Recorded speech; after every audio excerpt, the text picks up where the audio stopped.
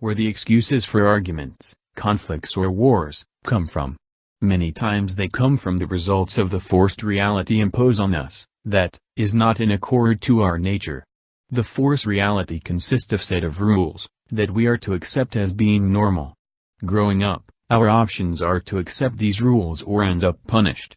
This implementation has been placed through wars, using our own blood and life, to enslave our creativity and the possibilities to execute other realities that could fit more with our nature. But instead, we have not others options but to accept this one brutal reality, that has many people confused and tired of not being able to manifest their great ideas, and realities, that can serve more in accord to who we are as a whole.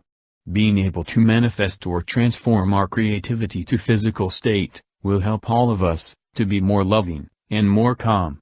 For instance, having to accept the idea of owning land instead of having access to everything, buying land instead walking freely through earth, and or having to buy land from a group of people when earth never prohibit us to use the land at any moment. In fact, earth has let them take the land and put a price to it disregarding the state of others.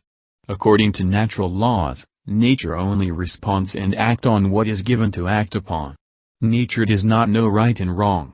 Nature would accept a reality where we all happy and living in abundance, or living in poverty and scarcity as the majority do now. The only difference in between those is the state of being ignorant or aware to jealousy, greediness, respect to the manifestation of other people creation aside from the establishment, origins of envy, jealousy in between couples, the expression of what we think without physically hurting others, the purpose of borders, the purpose of presidents. Do we need governments? Or a body of puppets to limit our creativity? Through the imposition of money, be obligated to buy land, impose fines, by the fear of jail, or accused of something never done by one, or to say what we can do and what we can't. Can we self-regulate or are we like newborns? That, we don't know that putting your hand on a fire burns us? After these impositions upon humans, results or secondaries effects come into place. For instance, some of these results are, people becoming frustrated for not being able to manifest their creativity in the physical or, a father that falls into addiction because is not able to see his child is one example. Another is, a child that start developing a depression disorder, by crying randomly, because is not able to have their father affection and love. Sometimes, people are thrown in jail because of something they never did as I said, but the system worried about their reputation, and the need to set an example rather do thrown them in jail. That way, the system also protect their credibility. If we think deeper, and ask, are the drives of those people who commit atrocities against another human come from the imposition and limitation of creativity? Or did they really committed those atrocities? Many times, those are fabricated or just lies and set-ups against someone they did not like.